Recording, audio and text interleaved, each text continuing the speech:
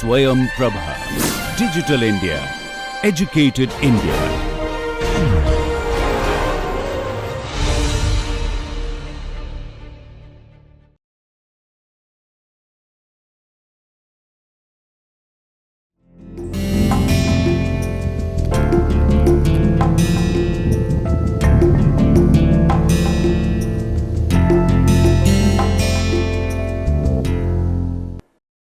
Dear students, my name is Dr. Ajay Kumar Singh, Assistant Professor, Faculty of Law, BHU.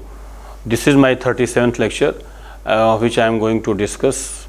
The name of this lecture is, title of this lecture is Human Rights of Workers. So, in this lecture, I would like to discuss various rights which workers are entitled to get, and workers have certain rights in the under the Constitution, in the Constitution of India, and there are certain international instruments which also talks about rights of workers globally, and then I will try to explain the role of Supreme Court with regard to rights of workers. So let us understand rights of workers at international level. You all might be aware about UDHR, Universal Declaration of Human Rights 1948. Since I have chosen this topic, human rights of workers, so definitely you all need to understand that what are those rights and what is the origin, what is the source of human right, from where human rights of the workers come, or what are the origin of these rights. So that is why I have referred this UDHR 1948. Article 1 of UDHR specifically says that all human beings are equal by birth. So workers are also equal in eye of law. States shall not make any discrimination on the ground of their status, social status. States shall not make any kind of discrimination on the ground of race, caste, sex, religion. This is the first provision of UDHR. Article 3 of UDHR 1948 is that all human beings have right to live with human dignity. So workers have right to live with human dignity. Workers are also entitled to live with human dignity, and whatever things are required to live with human dignity must be provided to the workers also. So Article 3 is important. Right to education. Workers and their children are also entitled to get education. Right to education is a fundamental right. Right to education is human right. So they are also they are human being. Workers are also human being. So they are also entitled to get education free of cost. This is provided in International Covenant on Economic, Social and Cultural Right 1966, that every person shall have right to get free education, and state shall provide primary education free of cost to its citizen. So workers are entitled to get free education. Right to marry is a human right in UDHR. Every person can marry of his own choice, her own choice. This is a human right provided in UDHR. Right to work, as I have already highlighted. Right to work, you can see on your screen. Right to fair wages, right to minimum wages. I have mentioned this. How many rights? 8 rights. Right to work, right to fair wages, right to minimum wages, and right to health. So right to education, as this right is given under Article 13. I just want to write on screen. International Covenant on Economic, Social and Cultural Right 1966, where right to education is provided, free education is provided. Workers are human beings, so they are entitled to get all these benefits from the state free of cost. Right against exploitation, you can also, you might be knowing that Article 23, you can write right against exploitation. Right to form trade union. 6, I just want to mention right to form trade union. It was not earlier mentioned in this. Right to form trade union, this is also human right. Every worker has right to participate in trade union so that his or her legal demand may be fulfilled by the employer. Right to form Article 8 of ICESCR is important. Right to trade. So right to fair wages. Now come to these important. Let us discuss these rights one by one. Right to work is fundamental right as well as human rights of the workers. Workers are entitled to get minimum wages. If they are not provided minimum wages, then it would be violation of their fundamental rights. It would be violation of their human right, and workers can get a remedy from the High Court or from the Supreme Court where their rights, fundamental rights, are violated. Second thing, I have in previous lecture I have already highlighted one important legislation, that is Minimum Wages Act 1948. So by that statute, liability has been imposed upon each and every employer to provide minimum wages to his workers. Minimum Wages Act. Equal Remuneration Act, which I have already highlighted in my previous lecture, that workers are entitled to get equal pay for equal work. These rights are guaranteed, these rights are provided in international instrument, as well as these rights have been recognized in our constitutional scheme. These rights have been recognized under the Indian Constitution, as well as these rights have been recognized under Indian legal framework. So I think you all might be knowing about these. I just want to throw some light that Indian Constitution as well as international instrument both have covered each and every right of the worker. This is right to health.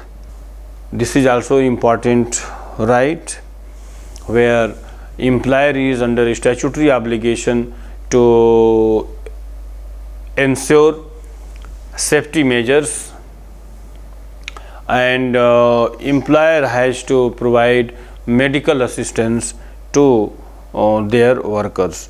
Now come to legal framework under which workers are entitled to get their rights. I have chosen this topic, you can see on your screen, human rights of worker under Indian legal framework. So I have segregated it into two parts: constitutional scheme and statutory framework. So protection against exploitation, Article 24, 23, 24.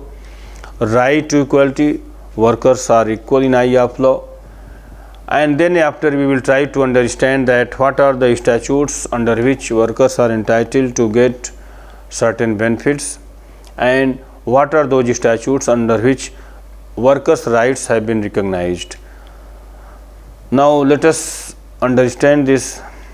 One important international organization, ILO, I have referred this, International Labour Organization, and human rights of workers. So how International Labour Organization has played significant role in protection of human rights of workers. You see, this International Labour Organization is an organization of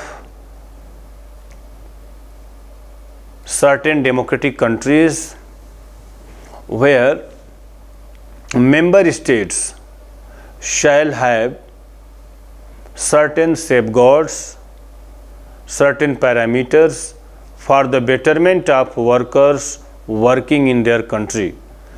So this International Labour Organization, that is subsidiary organ of the United Nations organization, is an important agency which is dedicated for the well-being, for the betterment of worker across the globe. So this International Labour Organization has taken lead in protection of rights of worker globally. Because of this agency, member states from time to time upgrades the benefits, upgrades their technologies, and member states have to provide better amenities, better facilities to the workers working in their respective countries. So because of this agency, the working condition, working hours of workers, wages, remuneration, all these things have been taken care of by this agency, and this agency has to sensitize all the member states that now time has come to give their claim, to give their dues of workers. So this agency has played significant role. Without any hesitation, I can say that so far as labor problems is concerned, worker problems is concerned, this ILO has played significant role. How this organization has played significant role? I have pointed out 4 important areas. First is working hours of workers, working condition, health issues, education for their children. So all these things must be taken care of by each and every member state who have put their signature in, have expressed their willingness to follow the guidelines issued by International Labour Organization. Now come to another aspect of human rights of workers. Human rights of worker under statutory framework. So in this lecture we will try to understand that what are those statutes under which workers are entitled to get their dues. The first thing which I have referred, you see, right to equal pay for equal work. So this right to equal pay for equal work comes from this statute, the Equal Remuneration Act 1976. So by this statute, every worker is entitled to get equal pay for equal work. Right to minimum wages, reasonable wages. Minimum Wages Act 1948, as I have already highlighted in my previous lecture in detail, that this Minimum Wages Act 1948 provides an opportunity to the workers to get minimum wages from the employer. If they are not being paid, minimum wages or reasonable wages, it would be violation of Article 23 of the Indian Constitution. Now come to this right to health. How this right to health is sensitive issue for the workers working in factory and industry. Factories Act 1948, you see, this Factories Act 1948 talks about working hours of workers, interval, there should be gap between their working hours, hygiene and sanitation related problems, and on the other hand I have also mentioned Article 21 of the Indian Constitution. How Article 21 of the Indian Constitution can be connected, can be linked with Factories Act 1948. You see, Constitution being supreme law of the land guarantees certain rights to its citizen, and the most precious rights which all human beings, which all persons can claim, that is right to live with human dignity. So workers are not kept out from the purview of Article 21. They are human beings, and workers are also entitled to live with human dignity. They cannot live with human dignity if they are not paid by the employer for their work. If minimum wages are not paid, if fair wages is not paid, adequate remuneration is not paid by employer, then that right to life would be meaningless for the workers. So workers are also entitled to live with human dignity, and whatever things are necessary to improve their life so that they can live with human dignity, it is the duty, it is the responsibility of the state to provide all the basic amenities requirement to the workers, so that they can also realize that Article 21 of the Indian Constitution is very much helpful for them.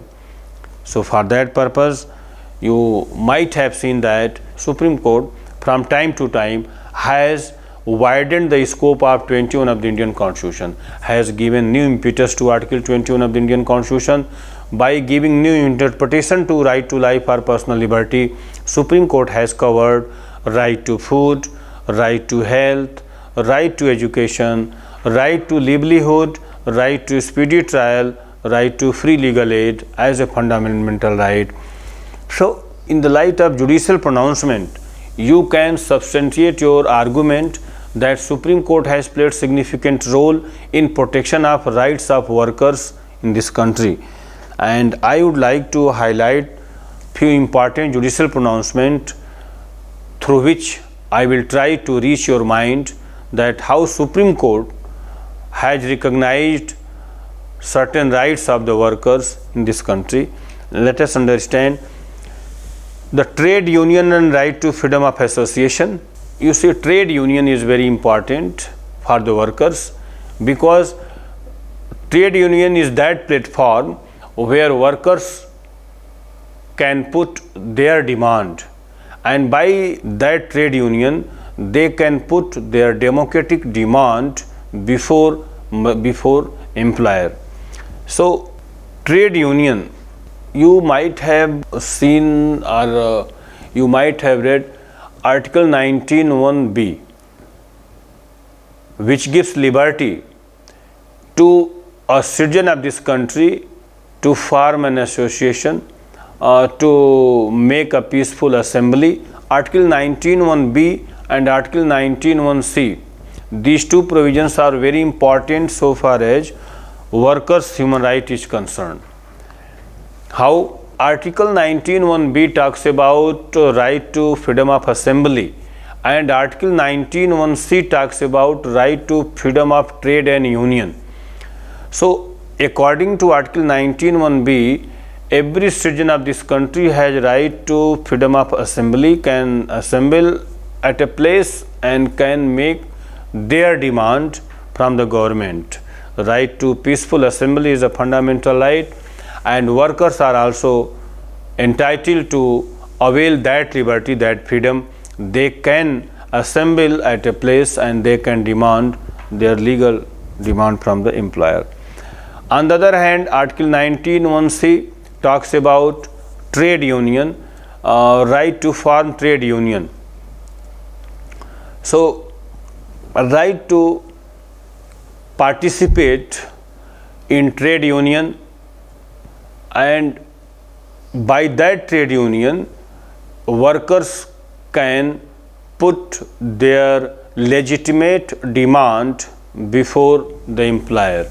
And many times you might have seen that trade union creates a pressure politics. Sometimes they pressurize the employer to accept their illegal demand also, but it is up to the employer whether demand is illegal, legitimate or illegitimate. It is matter of debate, depends upon case to case. So the important thing is that trade union is a good platform to discuss, and I think this is a very democratic process. Supreme law of the land Constitution itself guarantees this freedom under Article 19(1)(b) and 19(1)(c). So you just can see on your screen, I have mentioned these rights Article 19(1)(c), and second is restriction. Trade union, I have referred this trade union. Right to strike is not a fundamental right. So, which provision of the Constitution gives liberty to farm union? Article 19(1)(c). There are reasonable restrictions on which state can impose reasonable restrictions provided under Article 19(3), 19(4). Trade union is very essential for any factory or industry. For what?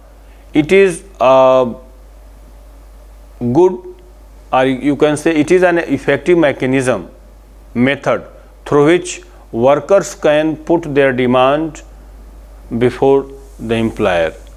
So for that purpose, trade union was, the concept of trade union emerged, and Trade Union Act 1926, you might have some idea about this act.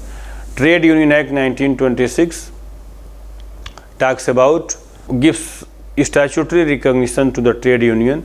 Article 19(1)(c) gives constitutional recognition to the trade union, and you can imagine that in democratic countries this trade union is very essential because they play a very important role, vital role for what? In protection of rights of workers.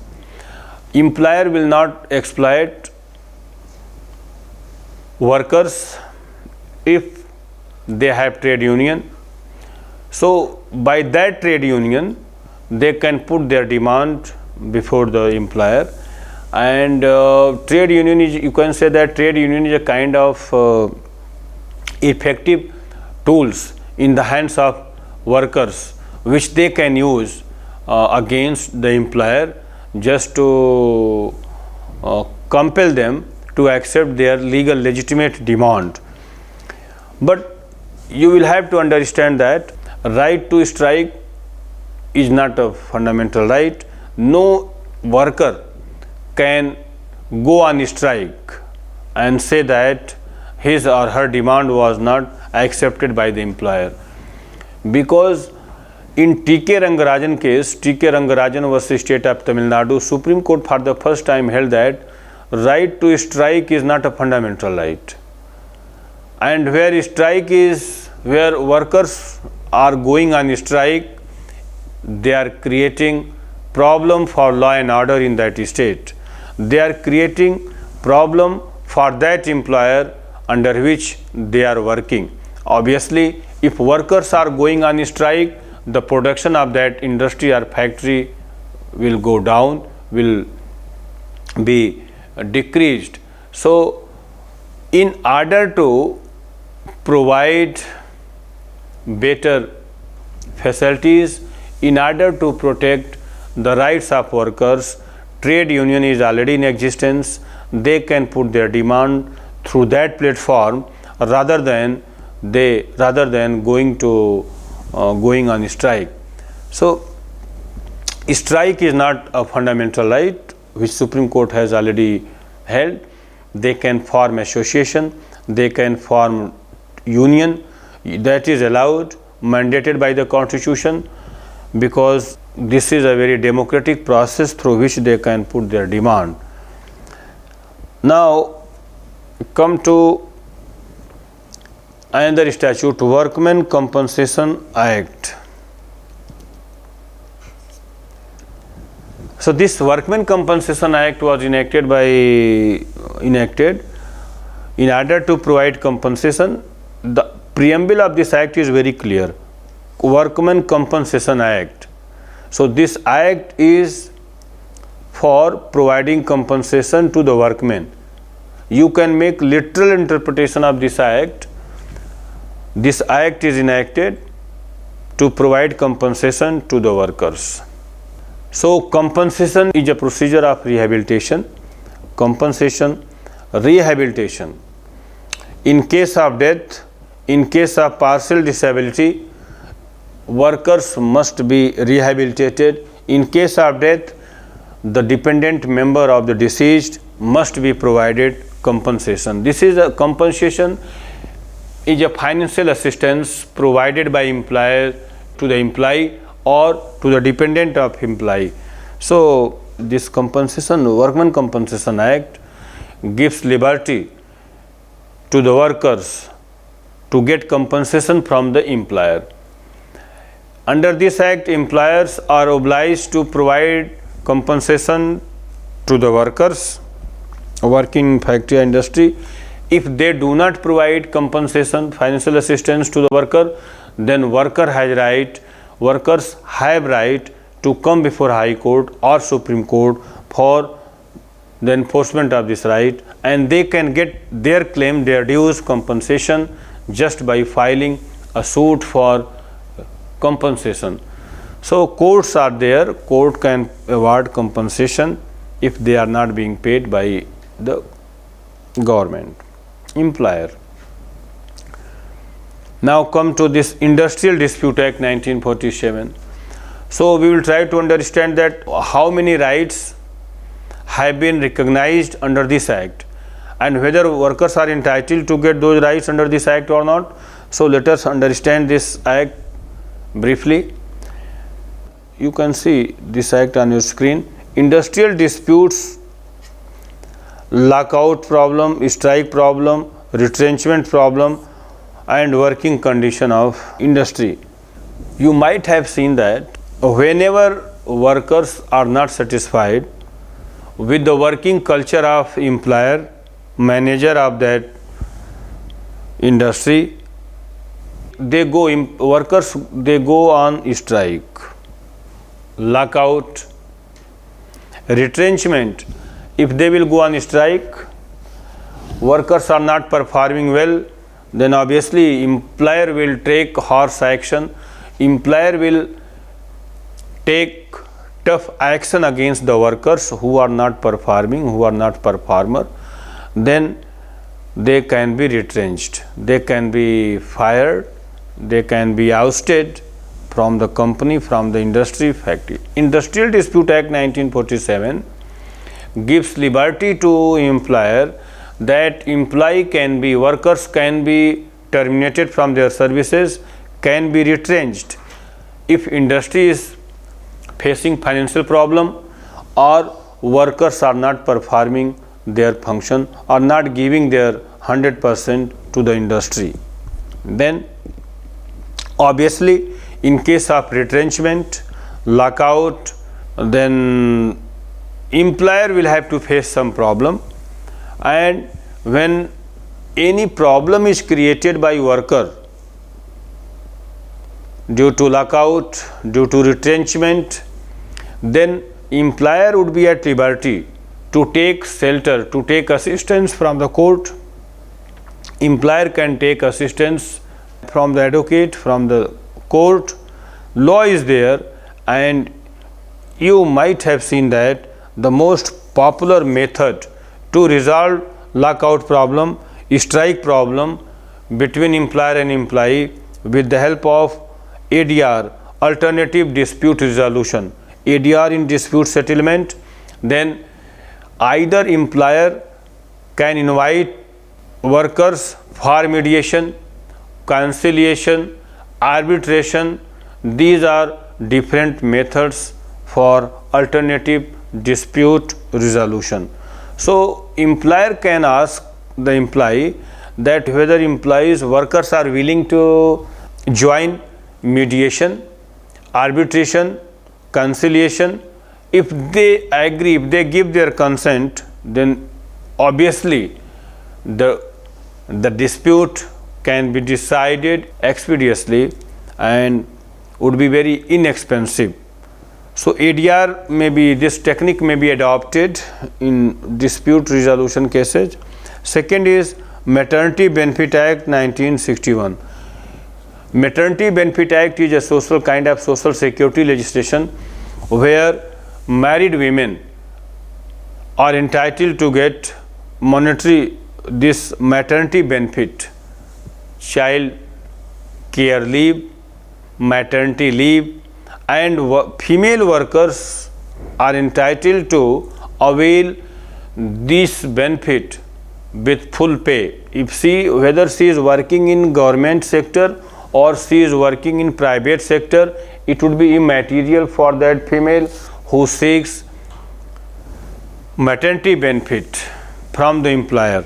Government employer as well as private employer are bound to provide maternity benefit to the workers working in any government industry or factory. So this is another aspect of Industrial Dispute Act 1947, how Industrial Dispute Acts is helpful in providing human rights of the citizen of this country. I have covered so many cases under this act, but I just want to complete this lecture within stipulated time. So due to time constraint, I am leaving this. Now come to this another aspect of human rights of workers, which workers can claim against employer. I have referred to important legislations, Factories Act and Industrial Dispute Acts. Apart from this, workers have right to participate in the deliberation. There is a leading case on this where the constitutionality of a decision was challenged by a trade union. The name of case, I just want to mention that case on your screen. That case would be very fit case in this trade union case. That is Balco. Balco implies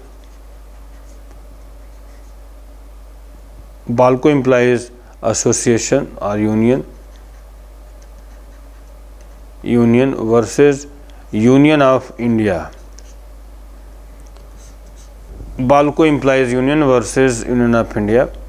Bharat Aluminium Limited Company, this is the name of this Balco, and Balco Imply Union filed a petition in Supreme Court by stating entire facts before the court that Government of India had invited, Government of India opened disinvestment policy in this company, and Bharat Aluminium Company Limited was a profit motive company.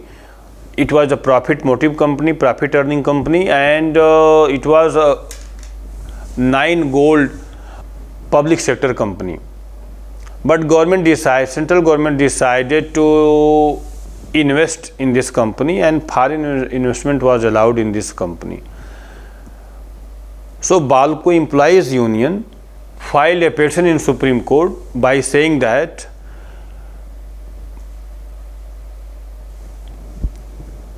government decided that policy without taking the cooperation of Balco Employees Union. Without inviting them, government unilaterally decided to allow this company for disinvestment. In this company, private player was allowed, private entrepreneur was allowed to invest in this company. There were two important questions before Supreme Court. One was whether profit motive public sector company can be allowed for disinvestment first, and second is whether any company can be allowed by the government without consulting the employees union, because employees are working for the betterment of that company, so they have say in that company, they have their own say in that company, they are the stakeholder of that company, they are the beneficiary of that company, so they should have been heard, they should have been consulted by the central government before inviting disinvestment in that company. But Supreme Court did not accept that plea, and Supreme Court held that disinvestment policy is a policy matter it is the government which can decide all these things. Court has no power to intervene in the policy decision of the government. Since it was a policy decision of the government, so Supreme Court would not intervene in that area. Second, Supreme Court held that the purpose behind disinvestment was to accelerate the economic growth of this country. This is the sole purpose behind disinvestment. So Supreme Court held that where the purpose of disinvestment was to accelerate the growth of public sector company, so Supreme Court has no power to intervene in that area, because it is absolutely, this act absolutely comes within purview of central government. So it is not matter of judicial scrutiny, it is not a matter of judicial review. So Supreme Court is not going to decide this case. So in the light of this judicial pronouncement, you all must understand that how trade union can be consulted and when trade union cannot be consulted. So it is always better to consult the trade union, because if trade union is consulted, then the chances of survival, sustainability of that statute would be maximum. So that is why your trade union is always consulted before finalizing the draft, before finalizing the law. So you might have seen that whatever law government is going to enact, if that law is related to trade union, then trade union is always consulted. If trade union will be consulted by the employer, then the process would be more democratic and the possibility of revolt, possibility of disobeying the order of employer would be very less. So for that purpose, consultation is necessary. You see, I have covered this trade union in this category. I want to explain this trade union right to freedom of association, Workmen Compensation Act, and disputes. So these are certain rights of these are certain human rights of workers provided in UDHR and International Covenant on Civil and Political Right, International Covenant on Economic, Cultural and Social Right, 1966. Apart from this, right to fair wages and right to minimum wages, both are different things. At least every worker is entitled to get minimum wages, so that employer cannot be held liable for violation of Article 23 of the Indian Constitution. Right to health, this is another important issue for the workers. You might have seen that workers, employees, they have challenged the legality of constitutionality of strike or band. So Supreme Court has already held that no employee, no worker has right to call for band, no worker has right to call for strike, because band or strike is totally illegal, and it not only affect the economic or financial status of that factory or industry where workers have gone on strike or creating problem for that factory. So it would hamper the economic growth of that factory or that industry. So workers are not allowed to go on strike, and workers are not allowed to go on strike and lockout. They cannot continue lockout or this kind of problem. Otherwise, employer would be at liberty to take any action against the workers, and then court may also allow the employer that whatever employer did, whether worker was retrenched, fired, if they were on strike, then this employer can do so, and the act is justified because ultimately employer has established factory or industry just to provide financial assistance to the worker, and also that is the right, fundamental right of that employer. So I think I have chosen 5 important legislations: Minimum Wages Act, the Equal Remuneration Act 1976, Factories Act 1948, Industrial Dispute Act 1947. These are statutes under which workers have been safeguarded. Apart from these statutes, apart from the Constitution of India, I have also discussed international instruments like UDHR 1948. I have also discussed the role of International Labour Organization in protection of rights of workers. I have also referred the role of United Nations General Assembly in protection of human rights of the workers. Different agencies have played important role in protection of rights of worker. So you might have seen that workers have right to form association, but in the name of association, or in the name of that freedom, in the name of trade union, many times, as per media reports or as per judicial pronouncement, it has been seen that workers, they take disadvantage from these provisions, and for the sake of their own benefit, they go on strike.